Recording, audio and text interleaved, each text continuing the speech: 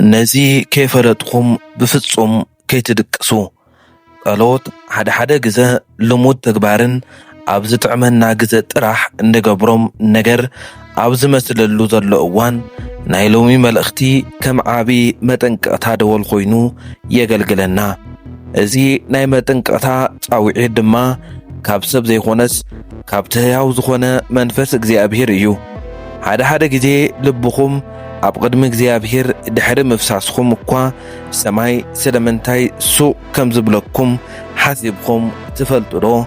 እግዚአብሔር ኸ ስለምንታይ እዩ ጸሎተይ ኣብ ኣየር ተንሳፊፉን ተንጠልጢሉን ዝተርፍ ዘሎ ዝመስለኒ ኢልኩም ኸ ሓቲትኩም ትፈልጡ ዶ? ናይ ሎሚ ስብከት ትምህርቲ ጥራሕ ዘይኾነስ መግለጺ እውን እዩ። ንነቐፈታ ዘይኾነስ ንመረዳእታ ዝመጸ ትምህርቲ ኣብዚ መልእኽቲ እዚ ክሳብ መወዳእታ ምሳይ እንተጸኒሕኩም ብፍላይ ብዛዕባ ስነ ስርዓት ጸሎት ዘለኩም ርድኢት ክቕየር እዩ።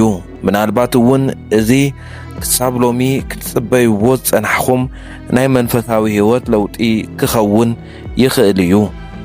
ክፋል ሓደ ኣብ እዋን ጸሎት ዝህሉ ናይ ኣካል ኣቀማምጣ። በዚ ከቢድ ግናኸ ክንንጽረሉ ዝግባእ ሕቶን ጀምር። ቅድስና ጸሎት ክሳብ ክንደይ ረሲዕናዮ ኣለና። ሓደ ጊዜ ኣብ ዓራትና ብኮምቦርታት ሸፊና ኣካልና ከይተንስአ ምናልባት እውን ብድቃስ ልብና ቃላት ነውፅእ ንኸውን። ዓይንትና ዓጺና ገለ ቃላት ንእግዚአብሔር ድሕሪ ምንሽኹሻኹና ቀሊና ንብል። ግናኸ ካብ ኣፍና ካብ ዝወፁ ቃላት ንላዕሊ ናይ ኣካልና ኣቀማምጣ ብዝበለጸ ዓዊሉ ከም ዝዛረብ እንተዘከርናኩም ኸ ምናልባት ንሰማያዊ መልሲ ጠላኢ ኮይኑ ዘሎ እዚ ዘልመድናዮ ምቾት እንተኾነስ በጃኹም ብጌጋ ኣይትረድኡኒ። እግዚአብሔር መሓሪ እዩ። ንሱ ነቲ ዝተሰብረ ዘስተንትንን ዝበኪን ሰብ ይሰምዕ እዩ። ግናኸ ሓደ ኣዝዩ ኣገዳሲ ነገር ክንርሲዕ የብልናን። خبሪ ብፍጹም ንድርድር ዝቐርብ ጉዳይ ዘይኮነስ መሰረታዊ ነገር እዩ። ነፍስና ኣሕሊፍና ክንህብ ከለና ኣካልና ዝዛረቦ መንፈሳዊ ቋንቋ ክብሪ ይበሃል።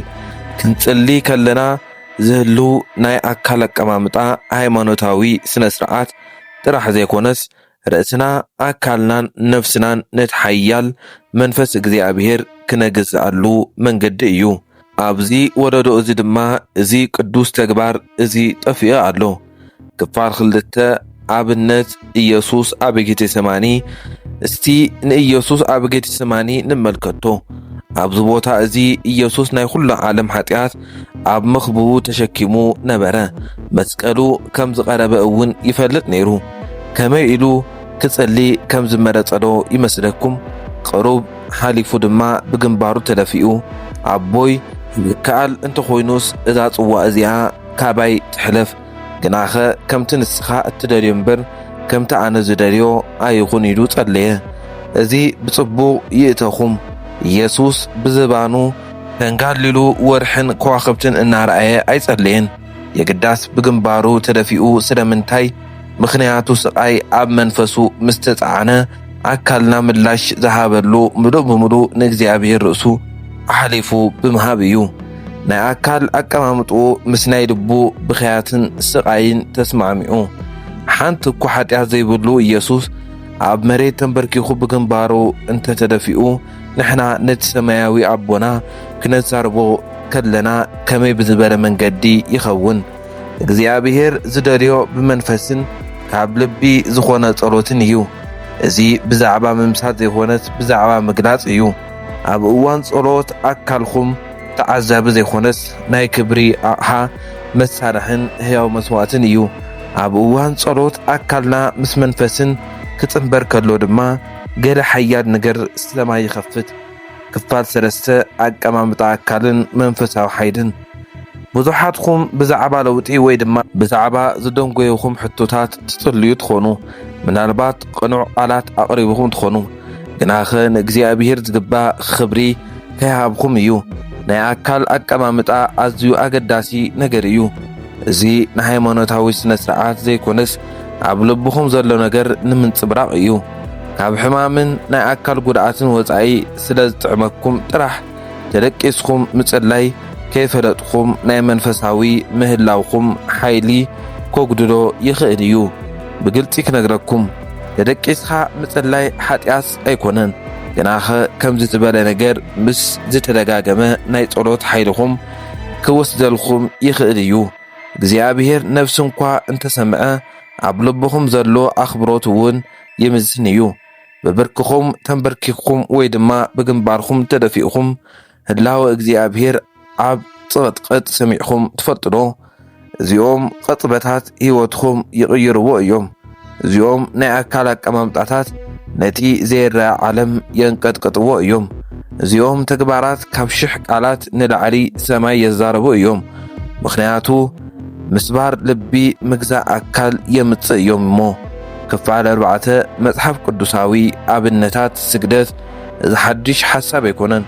ኣብ መጽሓፍ ቅዱስ ካብ ጥንቲ ዝነበረ እዩ። እዚኦም ተመልከቱ። አብርሃም ኣብ ቅድሚ እግዚአብሔር ብግንባሩ ተደፊኡ ዘፍጥረት 17:3 ሙሴ ቀልጢፉ ናብ መሬት ሰገደ።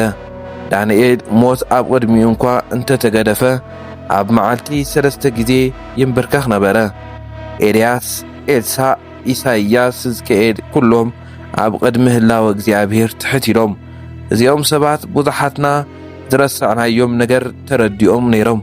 ኣብ ቅድሚ እቲ ቅዱስን ሓያልን እግዚአብሔር ክትኾኑ ከለኹም እቲ እንኳ ቁኑዕ ምላሽ ትሕት ምባል ጥራሕ እዩ። ክፋል 5 ልሙድ ጸሎት እቲ ስቕ ዝበለ ናይ ዕርክነት ሰራኢ ኣብዚ ቀልቢ ዝሰርቕ ዓለም ንነብር ዘለና ጸሎት ናይ ድሕሪ ጫውጫውታ ካብ ዝኸውን ጸኒሑ ኣሎ። ናይ ስልኪ ኖቲፊኬሽን ይጭድር፣ ኣእምሮና ይበታትን። ኣብዚ ጫውጫውታ እዚ ኮይና ንእግዚአብሔር ንረኽቦ ዘለና እንኳ እንተመሰለና ሰማይ ግና ዝሰምዖ እቲ ነቲ ርእሱ ኣሕሊፉ ዝሃበ ጥራሕ እዩ። ጸሎት ዕላል ዘይኮነስ ምርኻብ እዩ። ምርኻብ ድማ ቆላሕታ ክብርን ምስትንካርን የካትት።